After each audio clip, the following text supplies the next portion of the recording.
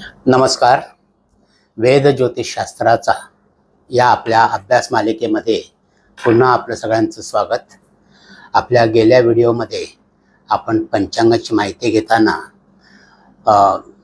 कुंडली मांडण्याकरता आवश्यक ज्या गोष्टी आहेत त्या पाहिल्या होत्या.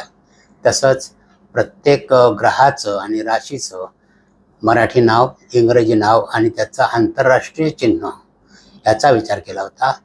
तसंच प्रत्येक प्रदेशामध्ये वेगवेगळ्या भागामध्ये कुंडली मांडण्याच्या ज्या वेगवेगळ्या पद्धती आहेत त्यासुद्धा आपण थोडक्यात पाहिल्या होत्या.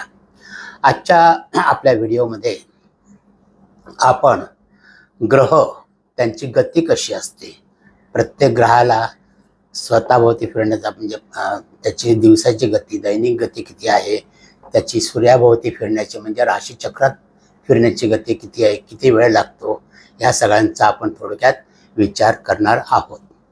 तर व्हिडिओला सुरुवात करण्यापूर्वी जर आमचे व्हिडिओ तुम्हाला आवडत असतील तर लाईक आणि सबस्क्राईब करायला विसरू नका आणि त्यामुळे तुम्हाला पुढच्या नोटिफिकेशन पण मिळत राहतील. आत्ता जे आपण बघणार आहोत चार्ट, त्याचा तुम्ही जर स्क्रीनशॉट घेऊन ठेवलात तर तुम्हाला नंतर तो व्यवस्थित बघता येईल. तर चला आपण सुरुवात करूया. तर सुरुवातीला ग्रहांचा सूर्याभोवती फिरण्याचा कालावधी आपण बघणार आहोत. आता आपल्याला माहिती आहे की आपण पृथ्वीवरती राहतो, पृथ्वी सूर्याभोवती फिरते, परंतु आपण पृथ्वीवरून ज्योतिषशास्त्राचा अभ्यास करत असल्यामुळे आपल्याला पृथ्वी स्थिर वाटते आणि पृथ्वीच्या गतीचा, भासमान गतीचा आरोप आपण सूर्यावरती करतो. त्यामुळे रवीची गती आपण असं म्हणतो, रवीला एक राशीचक्र फिरण्यात किती वेळ लागतो असं म्हणतो. प्रत्यक्षात ती पृथ्वीला सूर्याभोवती फिरण्यामध्ये जो वेळ लागतो तो आहे. त्याच्यामुळे पृथ्वी खरी सूर्याभोवती फिरते. एक राशीचक्र कंप्लीट करण्याकरता त्याला 365 दिवस आणि 365.25 दिवस लागतात. जे आपलं एक सौर वर्ष आपण जे म्हणतो, 365 दिवसाचं वर्ष. आपल्या इथे लक्षात आलं असेल की जरी आपण 365 दिवसाचं वर्ष बघतो तरी त्याच्यामध्ये 0.25 दिवस जास्त असतो, म्हणजे 1/4 दिवस जास्त असतो. आणि हा 1/4 दिवसाचा जो फरक आहे तो आपण दर 4 वर्षांनी लीप इयर पाळतो. त्याच्यामध्ये फेब्रुवारीचे 29 दिवस असतात आणि तो एक दिवस आपण जास्त घेऊन हा फरक त्याच्यात भरून काढतो. हे आपल्या लक्षात इथे आलं असेल. त्याला आपण लीप इयर असं म्हणतो. दर 4 वर्षांनी एक दिवस आपण जास्त मोजतो वर्षामध्ये.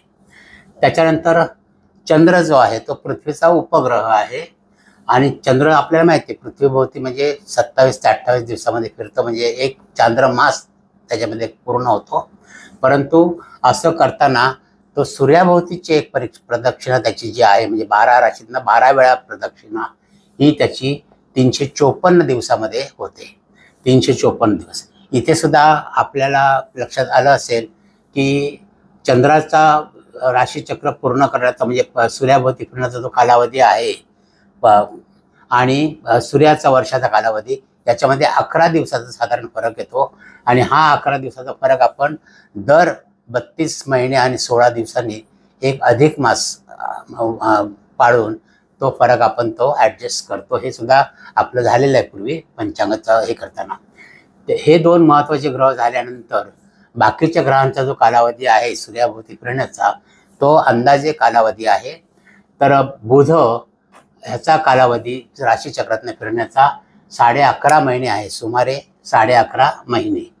शुक्र साधारण 225 दिवसामध्ये एक राशीचक्र पूर्ण करतो, म्हणजे पूर्ण 12 राशीतनं त्याचं भ्रमण पूर्ण होतं. मंगळ ग्रहाला हेच राशीचक्र पूर्ण करायला 687 दिवस लागतात, सुमारे 687 दिवस. गुरुला 12 वर्ष लागतात 12 राशीतनं फिरायला, सुमारे 12 वर्ष लागतात. शनीचा हाच काळ 30 वर्षाचा आहे. 30 वर्षामध्ये एक राशीचक्राचं त्याचं भ्रमण पूर्ण होतं. त्याच्यानंतर जे हर्षलला 84 वर्ष लागतात एक राशीचक्र पूर्ण करायला. नेपच्यूनला 165 वर्ष लागतात एक राशीचक्र पूर्ण करायला. आणि प्लुटोला 247 वर्ष लागतात एक राशीचक्र पूर्ण करायला. आपल्या इकडे लक्षात येईल की प्लुटोचा शोध लागल्यापासून अजून त्याचा एक राशीचक्र पूर्ण झालेलं नाही. त्याच्यामुळे प्लुटोचा अजून अभ्यास खूप बाकी आहे. नंतर राहू आणि केतू हे जे छेदनबिंदू आहेत, असेंडिंग नोड आणि डिसेंडिंग नोड, तर ह्यांना एक राशीचक्र पूर्ण करायला 18 वर्ष लागतात. असा प्रत्येक ग्रहाचा सूर्याभोवती फिरण्याचा हा कालावधी आहे. आता हा झाला राशीचक्र पूर्ण करण्याचा कालावधी. तसंच प्रत्येक ग्रहाला आपली दैनिक गती आहे. प्रत्येक दिवसामध्ये प्रत्येक दिवशी प्रत्येक ग्रह किती पुढे जातो, पुढे मागे जातो, त्याची कमाल आणि किमान गती म्हणजे जास्तीत जास्त गती आणि कमीत कमी गती अशी सुद्धा मोजली जाते. कारण आपल्याला माहिती आहे की रवी आणि चंद्र हे कुठलाच ग्रह समान गतीने कधी फिरत नाही. समान गती नसतेच. कधी गती त्याची जास्त असते, कधी गती कमी असते. तर रवी आणि चंद्र ह्या दोघांनाच फक्त आपण कमान आणि किमान गती दिलेल्या आहेत. त्याचं कारण मी आपल्याला नंतर सांगणार आहे. तर रवी हा जास्तीत जास्त गतीने रोज 1 अंश 1 कला आणि 10 विकला म्हणजे 61 कला आणि 10 विकला इतकी जास्तीत जास्त गती आहे. कमाल गती आहे रवीची. याच्या पुढे तो जात नाही. जास्तीत जास्त गती ही आहे. आणि रवीची किमान गती आहे 57 कला आणि 8 विकला म्हणजे 57 कला आणि 8 विकला ते 61 कला आणि 10 विकला ह्या मर्यादेमध्येच रवीचं भ्रमण रोजचं दैनिक गती असते. दैनिक गती. नंतर चंद्राची रोजची गती जी आहे ती कमाल 15 अंश 17 कला आणि किमान 11 अंश 50 कला या दरम्यान आहे. कमाल आणि किमान गती फक्त रवी आणि चंद्राला आहे. बाकीच्या ग्रहांना फक्त कमाल गती म्हणजे त्यांची जास्तीत जास्त गती दिली आहे. कारण त्यांची किमान गती कितीही असू शकते, 0 पण असू शकते किंवा उणे पण असू शकते. उणे कधी असते ते इथे तुम्हाला दिले बघा. कमीत कमी किमान गती फक्त रवी आणि चंद्राची असते. बाकीचे ग्रह 0 विकलाही असू शकतात. म्हणजे ज्यावेळेला ग्रह स्तंभी असतो, ग्रह मार्गीचा वक्री होतो, त्यावेळेला मध्ये जे 1-2 दिवसाचा फरक असतो तो स्तंभी असतो, एका जागी थांबल्यासारखा दिसतो. म्हणजे तिथे त्याची गती 0 असते. आणि ज्यावेळेला ग्रह वक्री असतो तेव्हा त्याची गती नेहमी उणे असते, मायनसमध्ये असते. म्हणून त्यांना किमान गती आपल्याला सांगता येत नाही. तर कमाल गती फक्त जास्तीत जास्त गती बाकीच्या ग्रहांची दिलेली आहे. ती किती आहे ते आता आपण बघूया. तर मंगळ जास्तीत जास्त दिवसाला 48 कला पुढे जाऊ शकतो. बुध जो आहे तो दिवसाला 2 अंश 13 कला इतका जाऊ शकतो जास्तीत जास्त. शुक्र ग्रह जो आहे तो दिवसाला 1 अंश 14 कला इतका जाऊ शकतो. गुरुची कमाल गती जास्तीत जास्त गती 13 कला आहे दिवसाची दैनिक गती. शनीची दैनिक गती आहे 8 कला. राहू आणि केतू जे छेदनबिंदू आहेत त्यांची दैनिक गती 3 कला. हे नेहमी वक्री असतात. राहू आणि केतू हे नेहमी वक्री आहेत. त्यांची 3 कला गती आहे. म्हणजे ही 3 कला रोजच्या कमी होत जातात त्यांच्या गतीमध्ये. हर्षल जास्तीत जास्त 4 कला. नेपच्यून आणि प्लुटो जास्तीत जास्त 2 कला. ही प्रत्येक ग्रहाची दैनिक गती आहे. ही सुद्धा आपल्याला लक्षात ठेवली तर त्यांच्या वार्षिक गतीशी ही आपल्याला जोडता येईल. आणि ही जे ग्रह आहेत मंगळापासून प्लुटोपर्यंत हे ग्रहांची किमान गती दिलेली नसते कारण ते स्तंभी असताना त्यांची गती 0 असते आणि वक्री असताना त्यांची गती उणे असते. म्हणून त्यांची किमान गती इथे दिलेली नाही हे आपल्या लक्षात येईल. यानंतर प्रत्येक ग्रहाचा सूर्याभोवती फिरण्याचा कालावधी म्हणजे राशीचक्र पूर्ण करण्याचा कालावधी आणि प्रत्येकाची दैनिक गती यांचा अभ्यास केल्यानंतर आपण आता पुढे बघणार आहोत की ग्रहाला 1 अंश जाण्यामध्ये किती वेळ लागतो किंवा एका राशीत किती वेळ असतो किंवा एक राशीचक्र पूर्ण करायला जे आपण बघितलं आहे हे किती वेळ लागतो आणि ज्या वेळेला ग्रह वक्री असतो त्यावेळेला किती दिवस वक्री असतो एका राशीमध्ये हा सुद्धा अभ्यास आता आपण करणार आहोत. तर आपण आता दुसऱ्या स्टेटमेंटवरती येऊया. इथे आपण दिलं आहे ग्रहांची गती आणि इथे आपण कॉलम काढले ग्रह दिले आहेत. नंतर ग्रहाला 1 अंश जाण्यास किती कालावधी लागतो. 1 अंश जाण्यास याचा पण स्क्रीनशॉट तुम्ही काढून ठेवा. 1 अंश जाण्यामध्ये किती वेळ लागतो किंवा एका राशीमध्ये ग्रहाचं वास्तव्य किती असतं.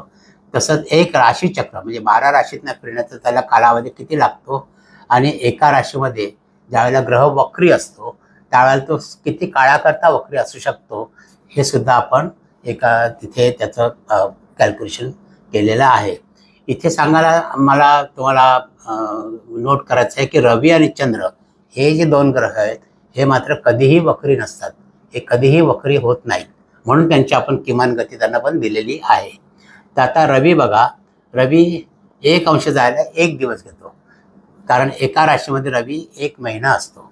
1 महिना एका राशीमध्ये असतो. एका राशीमध्ये 30 अंश असतात आणि एका महिन्यामध्ये पण आपण 30 दिवस जर पकडले तर जितके महिने एका राशीत असेल तितकेच दिवस तो 1 अंश जाण्यास घेणार. एवढं गणित सोपं तुम्ही लक्षात ठेवा. तर रवी 1 अंश जायला 1 दिवस घेतो. एका राशीमध्ये तो 1 महिना असतो आणि 1 राशीचक्र करायला त्याला 1 वर्ष पूर्ण होतं. म्हणजे 12 महिने लागतात 12 राशीतून फिरायला, म्हणजे 1 वर्ष. आणि रवी कधीही वक्री नसतो, नेहमी मार्गी असतो. नंतर चंद्राला 1 अंश जायला साधारण 1 तास 48 मिनिटं लागतात. एका राशीमध्ये चंद्र 2.25 दिवस असतो एका राशीमध्ये, आणि 1 राशीचक्र पूर्ण करायला त्याला 27 ते 28, म्हणजे हा चांद्रमास आपण म्हणतो. चांद्रवर्ष नव्हे, चांद्रवर्ष. ह्याला जर तुम्ही 12ने गुणलं तर ते 354 दिवसाचं येईल. आणि चंद्रसुद्धा केव्हाही वक्री नसतो, तो नेहमी मार्गी असतो. त्यानंतर मंगळ हा जो ग्रह आहे, मंगळ तो 1 अंश जायला 2.25 दिवस घेतो, म्हणजे 1.3 चतुर्थांश दिवस, म्हणजे 2.25 दिवस 1 अंश पुढे जाण्यामध्ये. आणि एका राशीमध्ये तो साधारण 52 ते 53 दिवस असतो. 52 ते 53 दिवस एका राशीमध्ये असतो. 1 राशी पूर्ण करायला त्याला 2.25 वर्ष लागतात. 1 वर्ष आणि 3 चतुर्थांश, 1.3 चतुर्थांश वर्ष, म्हणजे 2.25 वर्ष लागतात त्याला. आणि मंगळ एका राशीमध्ये सर्वसाधारणपणे 80 दिवस वक्री असतो. 80 दिवस. आता एखादा ग्रह वक्री कधी असतो? जो सूर्यापासून ज्यावेळेला दूर जातो त्यावेळेला तो वक्री होतो. सूर्यापासून ज्यावेळेला तो 6व्या 7व्या 8व्या राशीमध्ये असतो, स्थानामध्ये असतो, त्यावेळेला तो ग्रह सर्वसाधारणपणे वक्री असतो. बुध ग्रहाला 1 अंश जायला 16 तास लागतात. नंतर एका राशीमध्ये बुध साधारण 28 दिवस असतो आणि 1 राशीचक्र पूर्ण करायला त्याला 11.5 महिने लागतात. आणि बुध एका राशीमध्ये साधारण 24 दिवस वक्री असतो. 24 दिवस वक्री असतो. नंतर गुरु जो आहे, गुरु 1 अंश जायला 12 दिवस लागतात. एका राशीमध्ये तो 1 वर्ष असतो आणि 1 राशीचक्र पूर्ण करायला त्याला 12 वर्ष लागतात. आणि गुरु एका राशीमध्ये साधारण 120 दिवस वक्री असतो. शुक्र ग्रह जो आहे हा 1 अंश जायला 1 दिवस घेतो. नंतर एका राशीमध्ये साधारण तो 1 महिना असतो आणि राशीचक्र पूर्ण करायला सर्वसाधारण त्याला 1 वर्ष लागतं. आणि एका राशीमध्ये तो साधारण 42 दिवस वक्री असू शकतो, वक्री असतो. शनी 1 अंश जायला 1 महिना घेतो, कारण एका राशीमध्ये तो 30 महिने किंवा 2.5 वर्ष एका राशीमध्ये असतो आणि 1 राशीचक्र पूर्ण करायला त्याला 30 वर्ष लागतात. ह्याला 12ने गुणलं की 1 राशीचक्र पूर्णचे वर्ष आपल्याला इथे मिळतील. आणि शनी एका राशीमध्ये सर्वसाधारण 140 दिवस वक्री असतो. 140 दिवस वक्री असतो. राहू आणि केतू या दोन्ही जे छेदनबिंदू आहेत त्यांना 1 अंश जायला किंवा 1 अंश मागे यायला 18 दिवस लागतात. एका राशीमध्ये ते 18 महिने किंवा 1.5 वर्ष एका राशीमध्ये असतात आणि राशीचक्र पूर्ण करायला त्यांना 18 वर्ष लागतात. आणि हे नेहमी वक्री असतात. राहू आणि केतू नेहमी वक्री असतात. हर्षल ग्रह जो आहे तो 1 अंश जायला 84 दिवस घेतो. 1 अंश जायला एका राशीमध्ये तो 7 वर्ष असतो. 7 वर्षांनी राशी बदलतो आणि राशीचक्र पूर्ण करायला त्याला 84 वर्ष लागतात. आणि हर्षलसुद्धा एका राशीमध्ये 155 दिवस वक्री असतो. नेपच्यून जो आहे त्याला 1 अंश जायला 168 दिवस किंवा 5.5 महिने लागतात. 1 राशीमध्ये त्याचं वास्तव्य 14 वर्षाचं असतं आणि 1 राशीचक्र तो 168 वर्षामध्ये पूर्ण करतो. आणि नेपच्यून एका राशीमध्ये 157 दिवस वक्री असतो. प्लुटो हा ग्रह जो आहे त्याला 1 अंश जाण्यामध्ये 288 दिवस लागतात किंवा 9.5 महिने लागतात.